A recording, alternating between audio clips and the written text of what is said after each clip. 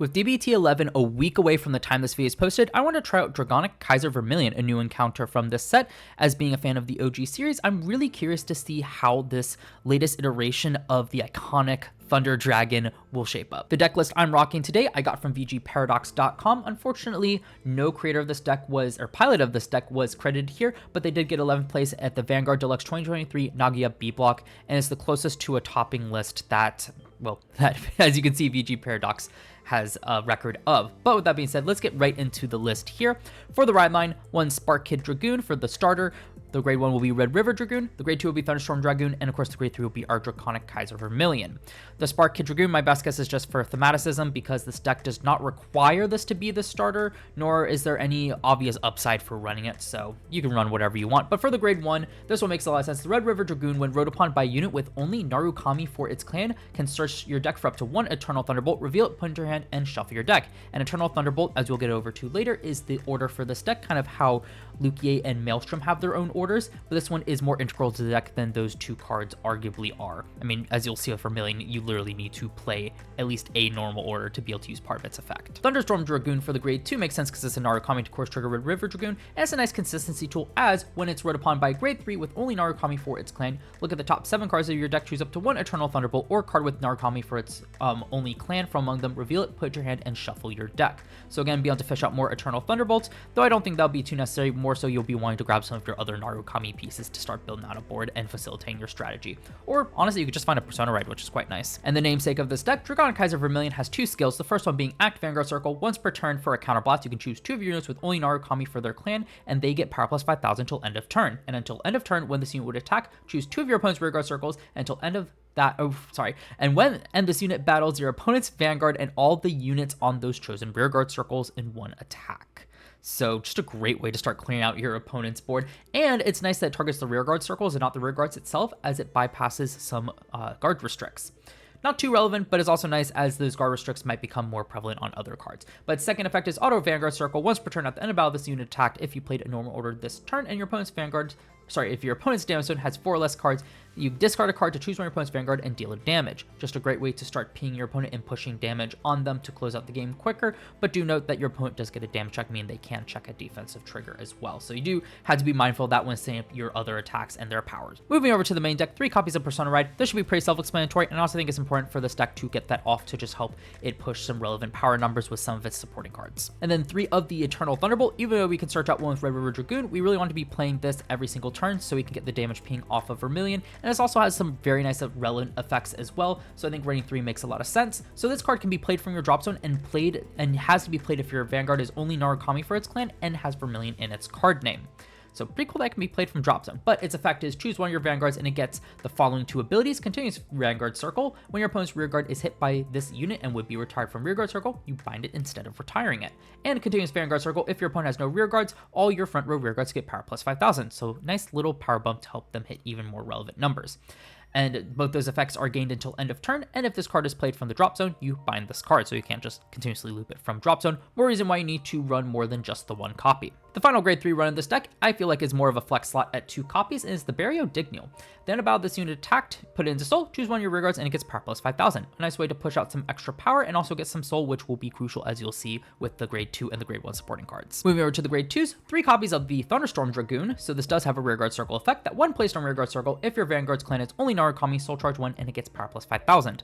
Nice way to get some extra power to be able to hit just 13k bodies and make some better numbers with some boosters, and the extra soul charge will be relevant as well. The other Narukami grade 2 is Dragonic Death Scythe with the continuous rearguard ability that during your turn, if your opponent has no front row rearguards, this unit gets power plus 5,000. Another nice way to kind of beef up its own power, and if you can get no rearguards on board, just plus 10k on its own makes this a 20k attacker, which is pretty good and scales very well with boosters.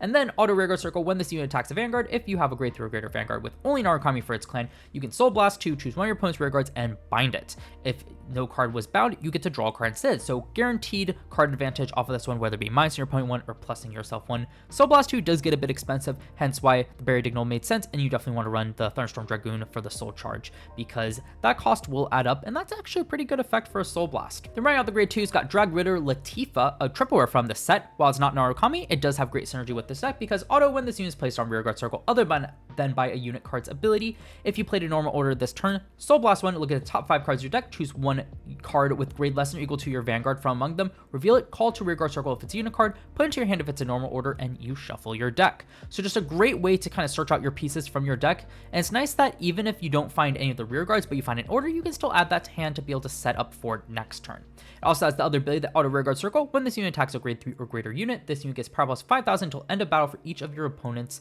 open rearguard circles in the same column as this unit. Power plus 10k to a unit all on its own is really strong, meaning it can hit 20k on its own. That feels amazing. And the nice thing is with Vermillion being able to clear out columns just by being able to attack it, that can set up Latifah to get its power. Now, of course, the opponent has the option to guard it, but then you're still pulling cards out of your opponent's hand. So even if like Latifah isn't getting the power up, it's almost like through Vermillion attacking, the opponent's pulling cards out of the hand, and a lot of times it probably won't be optimal to do that anyway for the opponent. Moving on to grade 1s, 3 copies of Red River Dragoon, releasing a Narukami tribal theme here, part of the reason why we want to run Red River, but also it's got a nice effect that auto rearguard circle. When this unit boosts, if you have a grade 3 or greater Vanguard with only Narukami for its clan, you can counterblast 1, choose one of your opponent's back row rear guards, and bind it. If you did not bind a card, you soul charge 2. So a great way to help clear off the board to be able to get the power off of the Eternal Thunderbolt. And if you cannot gain that soul charge 2, just immediately sets you up for a Dragonic Death Scythe, a Latifah, and also our Rising Phoenix, which I'll get to after this card. I think one thing of note with Dragonic Death Scythe and Red River Dragoon, if there is a rear guard that you can bind, in Red River's case, back row, for Death Scythe's case, it's just any, you have to bind it. It's not optional. So the only way you get off this if you did not bind a card is literally if you cannot bind a card. So while Red River Dragoon, you can actually kind of finagle this to be able to get the soul charge 2 if need be by attacking the back row with Vermillion and then popping out the last one with Dragonic Death Scythe. It's not always the most optimal because of course Dragonic Death Scythe wants an open front row as well. So yeah, I feel like playing this deck, I'll have to be careful testing this out, and just anyone playing will have to be careful which cards they bind to trigger what part of these effects, or if it's even worth it. And then 4 copies of the Rising Phoenix, another Narukami card for that tribal synergy. But auto drop zone, when either player's card is bound by your card's effect during your turn, if your Vanguard's clan is only Narukami, Soul Blast 1 to call this to an rearguard circle. So this card can help round out boards to hit better numbers, but this also can work as a multi-attack enabler, being able to trigger off of the Dragonic Death Scythe, the Red River Dragoon, or even just Vermillion hitting stuff during the battle phase. I totally see the win condition for this deck being that if your opponent's at 5 damage, you can just res 2 of the Rising Phoenix and get 5 attacks off. Though how likely you will be able to get into that situation, we'll see in testing. This card also has another effect, Act Rearguard Circle. You can retire this unit, choose one of your units, and it gets power plus 5,000. That way you can reset your Rising Phoenixes into drops so you can recall them for the Soul Blast, but also get extra power from it. How good that'll be, I'm not entirely convinced, but hey, I don't think it's a bad thing that it has the ability to reset itself so you can get some value, and mostly, again, just to set up for that multi-attack. This is also why I say I think Persona Ride's a bit more important for this deck, because Rising Phoenix does not gain any power by itself, so when you recall it, just having Persona Ride power right away means that it can actually hit, and it can still scale off other things like the Eternal Thunderbolt as well. So I think that's going to be the main combo to get this multi-attack actually working. Then for the PGs, 3 of the grade 1 effect PGs that if you have 1 or less cards you don't have to discard, and then the 1 Elementary Sanctitude. This should be pretty self-explanatory at this point. For the triggers, 8 crit, 3 draw, 4 heal, and then the 1 OT. Dragveta, because let's be real, restanding a Vanguard is just really strong, and when you can then use its effect to attack 3 more units, that's pretty strong as well. And then for the crits, my guess is to end the game as quickly as possible. This seems like a very aggressive deck that's just trying to just nuke your opponent's board and hit for as hard as possible to push your opponent to high damage as quickly as possible. So crits make a lot of sense there. 3 draws because Vermillion does have to discard for its damage ping effect, which while we do have some plussing in stuff like Latifah and Rising Phoenix and sometimes Dragonic Death Scythe, it's not usually to hand, so I think the draws make a lot of sense, and a 10k shield isn't too bad. Notably also here, the effect crit just to get some extra soul if need be. I don't know how relevant that will come up, but also at the same time with so many grade 2s, it isn't really messing up magic numbers too frequently, only really with the Barrier Dignal, but I think you can set it up pretty easily to play around that overall. And then no effect heals just because I am playing on CFA. And actually the main deck didn't run effect heals either, so I can't speak on that one, but for CFA I just think that's a bit better because you never know what you're going to run into. But the deck list out of the way, let's get into some games. This first match here is against Nirvana Jiva. Really interesting to see this one. Hopefully gain some good support in set 13. But here I get to start off. I win the coin toss, discard Rising Phoenix because we can easily revive it. And I really want to keep all the other cards because they're a bit better to aggress with. I just take the damage because I don't really have anything to draw with. Very Dignal because it's just the flex card. I think all the other ones are better. Searching out the Eternal Thunderbolt off of the grade 1. And I here just decide to swing, finding another Rising Phoenix, great discard target as well. Opponent ends up discarding the, was that the Brahmada? Yeah, the Brahmada, finding their Trick Moon. I need to hand out, they weren't supposed to do that, but it's fine. They ended up calling out anyway, overdressing into arcs to be able to start aggressing, calling down the Brachiosaurus for some aggression, which is quite interesting. I do check a defensive trigger, shutting down the offense there, which is nice because I really didn't have anything to guard with. I didn't really want to use PGs, and my hand size isn't large enough for me to feel comfortable with that. I end up finding a Thunderstorm trigger off the top 7, forgetting I can add to hand, but I was going to call it down anyway, and here I'm just deciding how much I want to call down.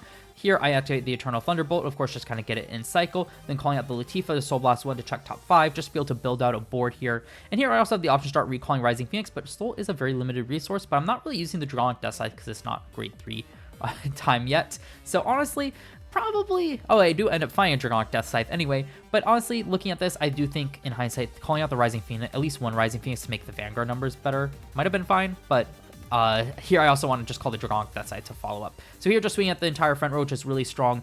Just a little conversation with my opponent, like, oh yeah, the Trick Star does move because at the time that it's bound, it moves with the card, so they're both bound, which is kind of nasty, to be honest. But here, no triggers, but I discard the Rising Phoenix to pay extra damage. Unfortunately, a double hero here, so I can't hit this Vanguard. So here, being able to call out the Rising Phoenix would have definitely helped. And here, just kind of attacking. Oh, this does hit, duh, because of the booster. But here, just kind of swinging in. That way, I can get the Soul Charge to set up better for next turn. So my opponent rides into Jiva here. Pretty stacked hand, but with that Trickstar bound, that's going to hurt for my opponent. Definitely something that my opponent will probably not forget and remember next time placing Vermillion. I don't know how popular this is on CFA. Probably not too popular would be my guess. But here my opponent's just debating, like, what can they do? They have the Bar of Arena, they have Persona Ride, but nothing else really. So ends up just swinging into Latifah, try to get rid of the highest attack card, but I'm fine with that because I do have a follow-up in Dragonic Death Scythe. Ends up checking draw trigger here with the Verena Arcs. As you can see here, draws into some less shield value, so I definitely do have some staying power in this game. So here, activate Eternal Thunderbolt from drop. Decide to hold off on Persona Ride for the big combo turn with the Rising Phoenix, really playing a lot into that, and I don't think that's entirely correct in hindsight. So just giving the power to the rear guards, and I end up just swinging Vanguard. Yeah, I want Counterblast to give it the power, find a crit, be able to ping 2 damage, and then be able to deal the next damage. It's another Trickstar. I can see why my opponent's struggling here. Of course, swinging for 23, can easily guard that one. Dragonic Death Scythe swinging for 20, again, easily guard. So now my opponent Persona Rides, still hasn't found a Trickstar, which really hurts. Does find the Mirror's Arena to be able to aggress some, but I think at this point, yeah, my opponent just scoops here because they just can't find a Trickstar. Moving over to the next match, here it is versus Alden. Sorry, match, it's a game. It's against the new Alden, which I'm super excited to see. So here, just looking at the mulligan, got Thunderstorm, got Latifah, got a Rising Phoenix. I can easily find an order. Not too bad here. So my opponent just rides up into the new starter for it. I discard the Rising Phoenix because I can easily bring it back and swing in, finding some shield value, which isn't too bad. My opponent, of course, revealing their 3 different grades to be able to call the Furon here, being able to gain 2k.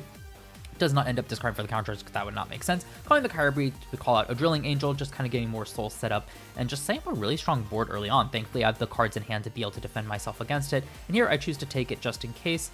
I can do a guard like that. So it does work out with me, get a draw here into another Latifah, discarding the Barrier Dignal because, again, I do think that is the least important card here. Searching out the Eternal Thunderbolt, and here I'm just debating what to do. I feel like Thunderstorm Charge is not too bad here, especially since I've got double Latifah and another search. So just get some aggression going. But here I decide, can this deck really do much without a counterblast? So I decide just to start swinging rear guards. And that's why I ultimately end up passing here as well. In hindsight, though, should have definitely known this deck can easily recoup the loss in advantage and can easily find counter chargers as well. So I don't think that was correct. I should have just aggressed and tried to push and try to end the game as soon as possible, because I think in the long game that this deck can just outvalue me overall if that draw 2 every single turn. So here my opponent set up an alright board, does throw down the Proby, which I found interesting. That might have been a call off of something that I missed. I don't think so. I think the Furon was the call. But here, be able to loop back the Kyrie into, or sorry, not the Kyrie. I think it was the Drilling Angel. And Drilling Angel to Soul Charge 1. It's actually pretty cool because you can still call something off of it if you do find it. So taking advantage of the fact that I'm at 10k, don't really think I hit a heal here. I was too busy looking at my opponent's board to check that. But not really the biggest numbers here, but still making good use of the multi-attack. So here, I just discard the Latifah because at this point, I'm calling one. I've got another Latifa. I don't think it's right to hold on to it. So here, calling down the Dragonic Death Scythe, activating the order, calling down the Latifa. I should have held the Death Scythe in hand for after the Latifa, because I think I did find one, but instead I just decided to call the Rising Phoenix and give the power to Vanguard and the Dragonic Death Scythe and work to just kind of clear out the board and start chipping away. I think here as well, this would have been a great time to start calling the Rising Phoenixes to make better numbers as well by just swinging at the column and Vanguard. I also should have called it the other way, taking care of that tier square Sorceress. Not taking care of it is going to come to bite me in the butt. Heal also hurts, but hey, binding 2 cards, so Latifa's online, not too bad here. So definitely some misplays. Definitely could have set that up a bit better. My opponent's hand is actually not great for guarding either. So if I just set this up in a better way, I would have been even better. Be able to get rid of the Drilling Angel with the Dragonic Death Scythe. Honestly, in hindsight, I should have just gotten rid of the tier score Sorceress. I was like, I'm not going to respect it, but that removal will end up hurting me, as you'll see. Calling down the double Light Leads Dragon. Really strong setup here with the Urbac being able to gain extra power as well. So just kind of swinging, dealing a lot of damage. And of course, I found it interesting they swung with the rear guard because, of course, my opponent's just kind of bouncing that back, but the Kyrie makes a lot of sense here. Being able to set up a Fearon, that hurts. That definitely hurts. So Drag's trigger, be able to trigger both the tier square Sorceress, be able to bot deck my friend row. I should have really respected them. And a heal here as well, that hurts with the crit on top of it. It's not looking good. I can defend it barely, but I don't have the support to be able to do stuff. The Red River's not too bad here. I want to take Eternal Thunderbolt, that way I can discard this one in hand from Vanguard's ability. It does make it a bit better, but it's really not looking good here. So just power up the front row. And here, like, I can't multi-attack with it, but I mean, even here, what I should have done for sure. What I could have done here was just thrown the Red River behind here. That way I can still retire something on top of the 2 that I'm hitting anyway. And oh, that's why I did that. I was just saying it for the Rising Phoenix hit off of Vanguard, thinking that was my best chance to be able to win this here. And it admittedly is. Yep, and that's exactly what I go for. On hindsight, I don't think that's actually the worst play here. My opponent does have the guards for it, which really stinks, but the other option would have just been to go Rising Phoenix and then call the River behind it, and then when the Vanguard hit, just call the 2 Rising Phoenixes to the other column, and I also would have been able to get another retire one. A notable one, ultimately here, I don't think it will end up mattering because these are just way too big to guard, so I believe I just take this. Nope, I guard the easier one, if that makes sense. Of course, swing here, I just kind of have to take it. I've got 5k shield, I want to save the PG for something else, and that is that against Alden. Definitely a lot of misplays that game. And for the final game of this video, here against Alden yet again, but it's a different brew of Alden and looking to probably do a bit better than last time. So here I don't feel like I need 2 Red Rivers, just keep Persona right because that's crucial, and find a Thunderstorm for some early aggression is quite nice. At first I didn't know it was the Alden just because I saw Winkle Brave and thought it might have been something else. The Dracoise here is interesting as well for the Soul Rhyme, but it's here just, I guess, to cycle cards. Pretty interesting. Right into the Tranquility, just carding Red River because I don't really want to get rid of shield value, and I think that's the least important. It was not an easy discard choice, so I'm not entirely convinced that was correct anyway. Interesting to see here that the Minerva order as well, but here riding into the card that was introduced in the, oh gosh, the Graham Grace deck, the grade 2 to get a free ride up, which I found interesting. I thought you might want to conserve soul, but I'm not too sure about this deck. Interesting to see though. So here my opponent, of course, just instead oh yeah, miscalls something, it has to be Graham Grave, so instead just calls out the heal trigger that was from among them, and then ends up swinging, and I end up taking 1. Here, just kind of rushing here, right up to Thunderstorm, discarding the Eternal Thunderbolt because I got plenty. I just found another one, and this aggression is also quite nice, but unfortunately, Chuck's trigger shutting down my turn. So arguably could have kept the Red River and just created a column off of that, even though Red River would not have done anything. I think also I was a bit scared because of the tier square Sorceress, which this build isn't running. I don't know how standard that is, so arguably would have just been better to get some extra aggression, a little optimization there. So of course my opponent being able to call out the Tefalt here, being able to use the order to help trigger the Tefalt to build a board is quite interesting, but calling out a lot of triggers here, which feels like it kind of hurts. Ends up overcalling it. Oh, choosing to call nothing. That's what they ended up doing, which is possible. You choose up to 1, choosing to just call the Dracoise here and just start aggressing here. Be able to throw the card in there with the Light Leaves Dragon. I forget the name of it. That card, the Tefalt, and just be able to loop out some more stuff like the Ermac to create bigger numbers. Just create a lot of aggression, which seems really strong overall. And then pass it back to my turn here, just discarding Eternal Thunderbolt because I don't need all those, into the Dragonic Kaiser Vermillion.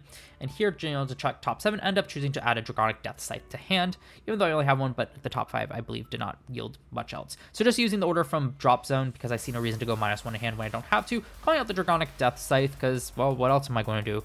And here with the Thunderstorm Dragoon, obviously I could switch it back, call up the Decide to be able to get double, but this deck does have a problem with card advantage, and I know how this deck can pop off, so I want all the cards in hand as possible. So just pinging what I think are the two most valuable cards in hand does block the Vanguard swing and does get it off since I only kept it at 13k power, ends up binding those two, and here I can discard another Eternal Thunderbolt because I got 3 to bind. I don't think the game will last as long, and that front hurts. This deck is just getting shut down hard by triggers, and I can't clear the board here to get the 5k from the order either. So, and I don't think I haven't found any Rising Phoenixes. If I just kept that Red River, I would have been doing a bit better. But alas, I did not, and it's definitely coming back to hurt me. So here, be able to call the Furon to be, I think they did get the counter charge. You get the Dracois to start drawing cards, the Tefalt, but don't have the order to really activate it, but it does get its 10k power this time around. So it can just swing for 30k. That's really strong. Really helping this deck make numbers. So I don't know which one's better, this one to make numbers or Kyrie to get some extra getting off 5 attacks. It's definitely an interesting up here. There's the Rising Phoenix if I needed it. So just choosing to bounce back the default and recall itself and doing 38. I can guard it. It's not going to be pretty though. And the double hero thankfully getting shut down, but that is a big column, but I was going to most likely PG that anyway. And I believe I just discard the Barrier Deck Null because it is literally the least useful card here. And then passing back over to my turn, I get the Persona Ride in here. I don't hold back on Persona Ride. Like, I'm most likely dying next turn anyway. I need to go all out. Activating the order, calling the Dragonic Death calling the Red River. I thought I could time it correctly to be able to get off both Dragonic Death with the Red River, failing to recognize that it's not going to work the way I wanted it to. I was trying to get the power there. Drive check's not very good. I discard the Rising Phoenix, but I could recall it, but I don't know if that's really worthwhile.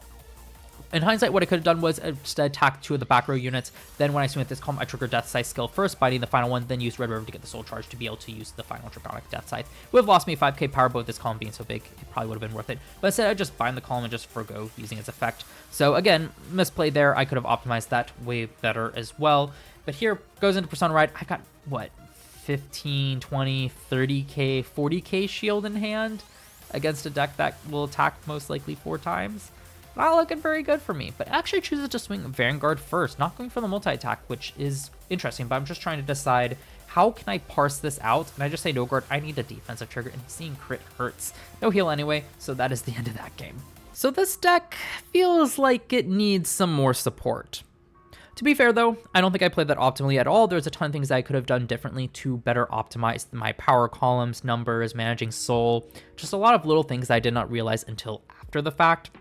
But even then, I don't think those slight optimizations really would have overall helped. And I boiled down the issues of this deck into 2 main things with a tertiary issue.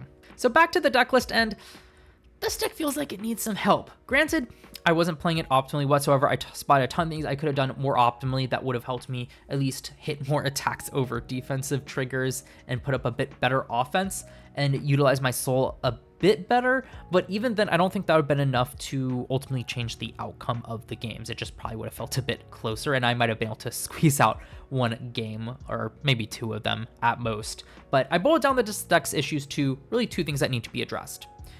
Well, 1 of 2 things, or both of them, and some casting need to be addressed. The first one is just power gain. For the most part, this deck will be a 3-attack deck just because the Rising Phoenix isn't the most reliable multi-attack card. Well, it's reliable to get out, it just doesn't have the power behind it, which arguably is the reason for more power. So it's like, if it's a 3-attack deck, you need more power.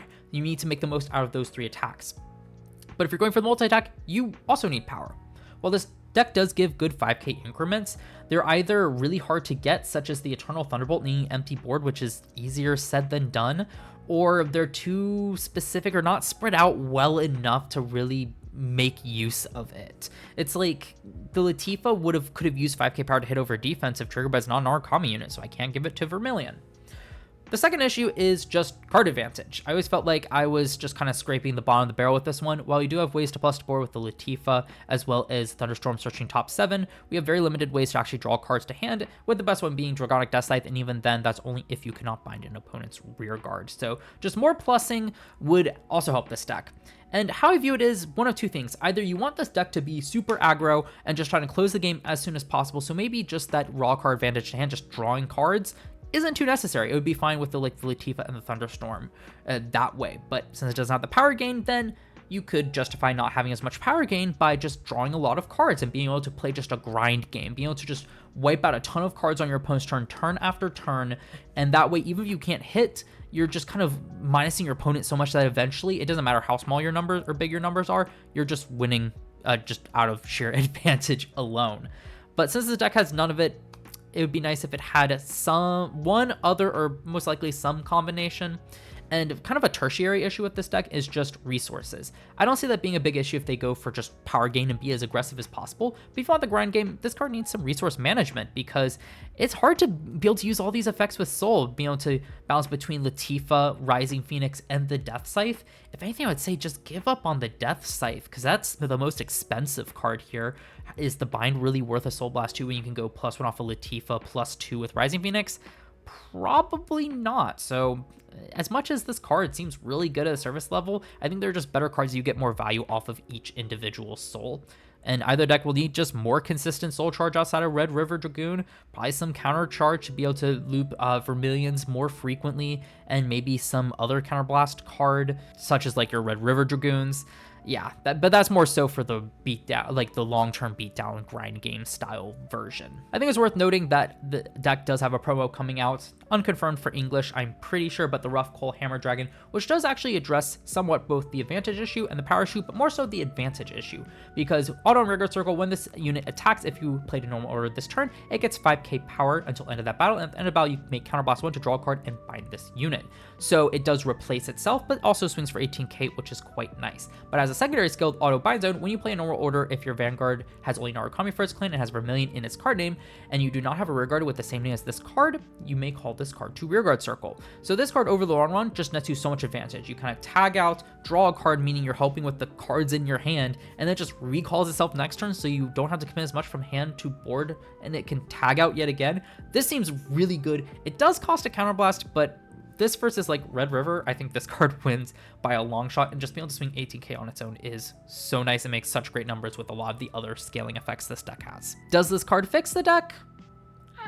Probably not, considering this has been out for Japan and we haven't seen any tops, but I think it definitely does help, but that will be a test for another video. But I want to hear from you all. Is there anything different you're doing with your list that you think really helps with some of the issues this deck is seeing? I'd love to see those comments down below, and if you're building this list for yourself, definitely check out the comments to get some good ideas. And if you've enjoyed this video, please consider leaving a like and subscribing to my channel and turn on the notification bell so you're notified when I do upload more Vanguard content, as there'll definitely be plenty more coming out. Got a box openings and new set stuff with BT11 just around the corner. Super excited for that set. But that being said though, look forward to more content coming out real soon.